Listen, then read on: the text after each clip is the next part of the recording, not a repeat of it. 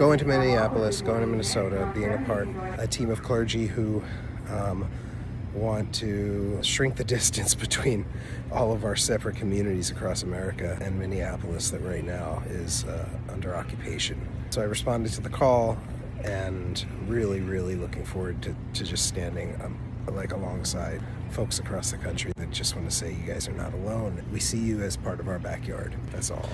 It's 3 a.m. Friday morning and I am wide awake. I'm on the ground in Minneapolis.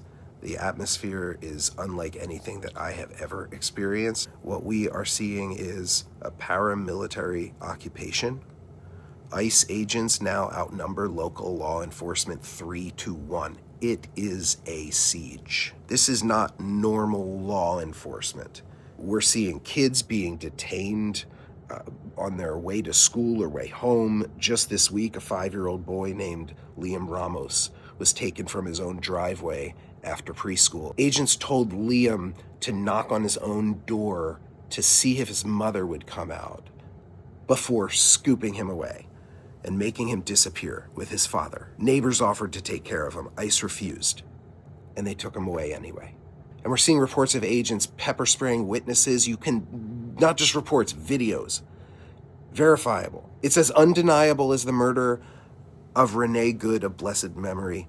That was a killing in cold blood, recorded from every angle, yet when you have the authority of the White House behind you, you can try to gaslight a nation into looking away. When you label a mother and a legal observer as a domestic terrorist, it signals to the foot soldiers that the limits are gone. But yesterday, I walked into the church and I saw something in the air. Tears filled my eyes as I looked around and I saw upwards of 1,000 clergy from every faith I know of, and some I didn't.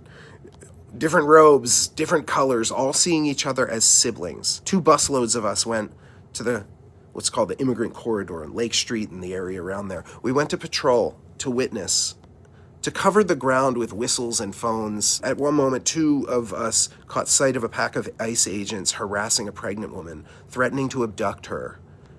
The whistles blew, the phones went up, the people went to work. There were 100 of us, maybe, 2 busloads out there. Those 2 would never have been in that spot if we weren't blanketing the area together.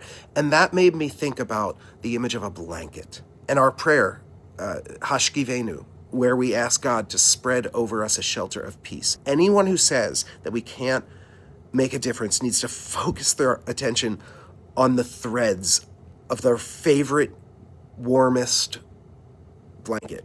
One thread doesn't do much on its own, but when woven together, it becomes a shelter.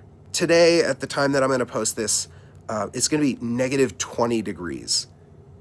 It doesn't need to be negative 20 degrees in every town and city in America in order for us to realize that it's time to blanket our communities with kindness and love and compassion. We have had so much rupture among people of conscience for years now. And now's the time for us to blanket our communities with love. Whether it's a smile or a volunteer donating a box of diapers or soup or standing on a street corner.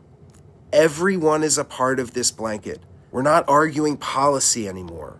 We're talking about what happens when the limits on power stop holding, when power tries to threaten an entire nation into acquiescence and silence. The people here, the organizers and the neighbors and the common people walking the street refuse to be powerless. They believe that kindness has to be defended and protected and guarded. If they can believe that while facing an occupation, a siege like this, then surely it's not too heavy a mitzvah, an obligation for us all to pick up and join them. Because when this comes to our cities, and it looks like it very well could, we won't be alone. We will have witnesses, we will have each other, we will have a blanket far beyond the cities or towns that we live in. It's time for us all to create one blanket. But first we have to make sure that we're all wide awake.